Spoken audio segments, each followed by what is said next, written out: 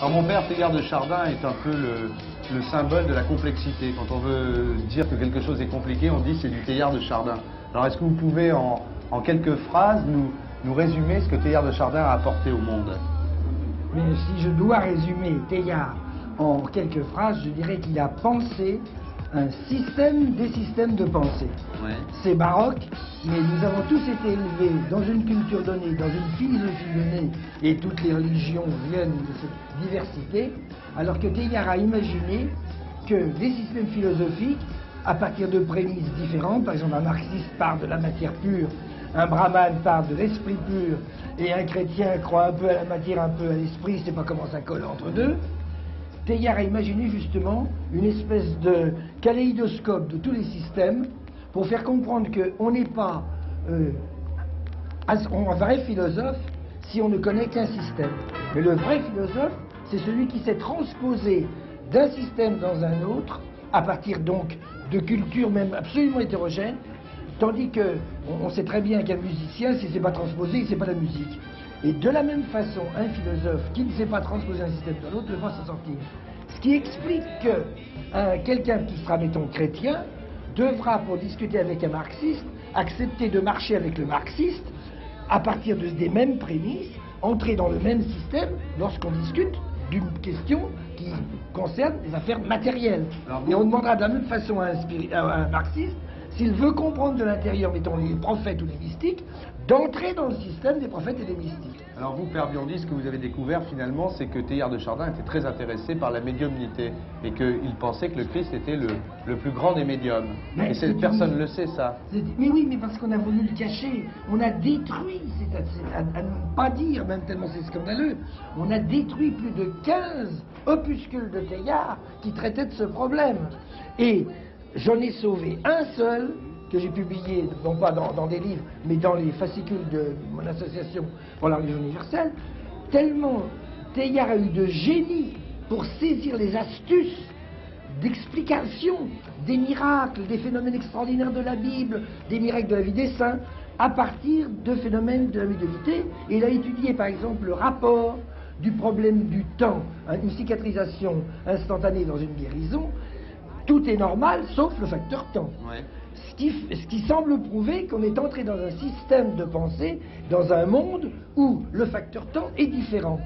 Or, nous savons, comme je suis spécialisé dans les problèmes des médiums depuis maintenant une bonne douzaine d'années, nous savons que ce qui caractérise le médium, c'est qu'au niveau de son psychisme, il est hors temps. C'est-à-dire qu'un médium peut reculer dans le temps et se mettre par exemple au moment où Jésus est crucifié, paf, il est cloué et il est stigmatisé. Je ne crois pas qu'un stigmatisé soit stigmatisé parce qu'il est saint. Je crois qu'il est stigmatisé parce qu'il est médium et qu'il est allé se balader du côté de la crucifixion du Christ. Alors, ce qui est quand même fou, c'est qu'à une époque où la science commence à s'intéresser de plus en plus à la vie au-delà de la mort, c'est la mode. l'Église, dont c'est le discours officiel, ne s'y était jamais vraiment intéressée. C'est quand même extraordinaire. L'Église s'est toujours intéressée à l'après-mort.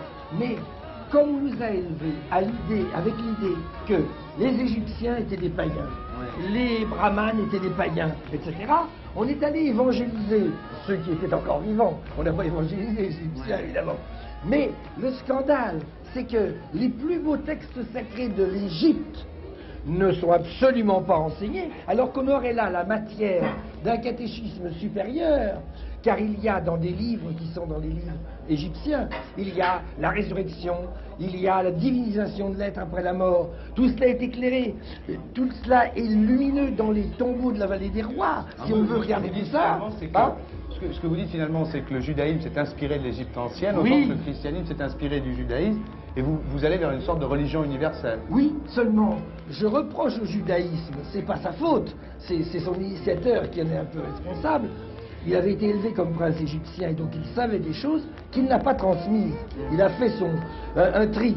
Alors que on ne pourra pas arriver à la religion universelle si on ne ressource pas tout à l'Égypte.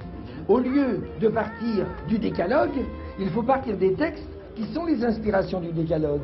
Au lieu de partir du Sinaï, lieu de convenance pour les Byzantins qui ont conduit les pèlerins là, il faut partir du vrai mot Horeb qui vient d'être retrouvé, qui est encore dans le sud d'Israël, à 100 km au nord des Lattes.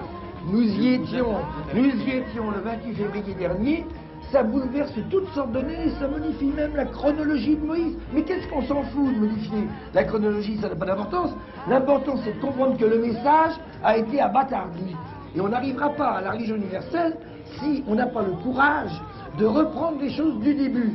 Alors, naturellement, pour que la religion universelle réussisse, ce ne sont pas les hiérarchies. Mais vous n'êtes pas un peu hérétique par rapport à Mais bien sûr que je suis hérétique, heureusement que je suis Ça hérétique. m'étonnait qu'ici, Je m'en voudrais si j'étais pas hérétique. Le prêtre ici soit pas un peu hérétique. Mais non, mais je m'en voudrais si c'était banal. C'est vrai que vous avez institué une prière dans le monde entier entre 20h30 et 20h35. Oui. Vous savez que c'est le prime time sans télévision. Oh, c'est pas moi, c'est qui ai lancé ça. Hein. Ah bon?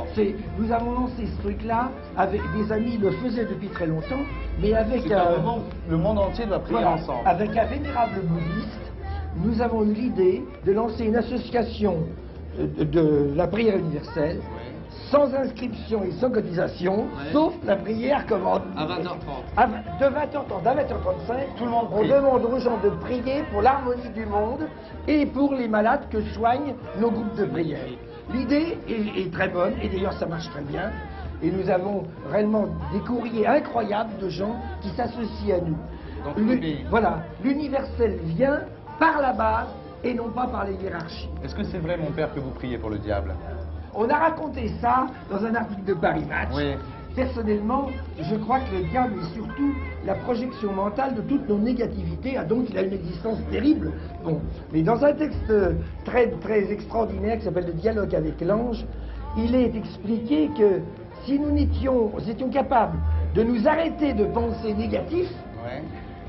instantanément le diable distribue parce qu'il n'aurait plus de nourriture. Enfin, et de toutes nos négativités, nos horreurs, nos méchancetés, etc., nos guerres, etc. Si on arrivait à détruire cette négativité du cœur de l'homme, il n'y aurait plus de diable naturellement. Mais il faut dire que là aussi c'est tout aussi utopique que la religion universelle, on n'est pas encore prêt. Est-ce que vous croyez, mon père, comme André Malraux, que le 21e siècle sera spiritualiste ou ne sera pas? Je crois que le 21e siècle et le 22e et le 23e, parce qu'il n'y a pas de raison que ça s'arrête, sera de plus en plus religieux, mais vraisemblablement tout à fait différent en fait de religion par rapport à ce qu'on a connu auparavant. Et au point que nos ancêtres ne reconnaîtraient pas leurs petits. C'est normal. En réalité, nous allons vers un type de religion qui ne sera pas un mélange, qui ne sera pas un syncrétisme du tout.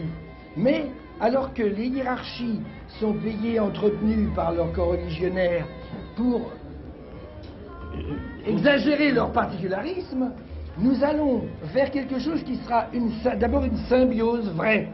Un œcuménisme total, pas seulement entre chrétiens, c'est une rigolade. Hein.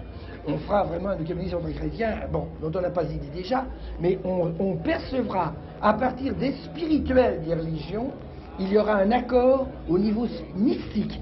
Et c'est de là que viendra la clarté pour les autres.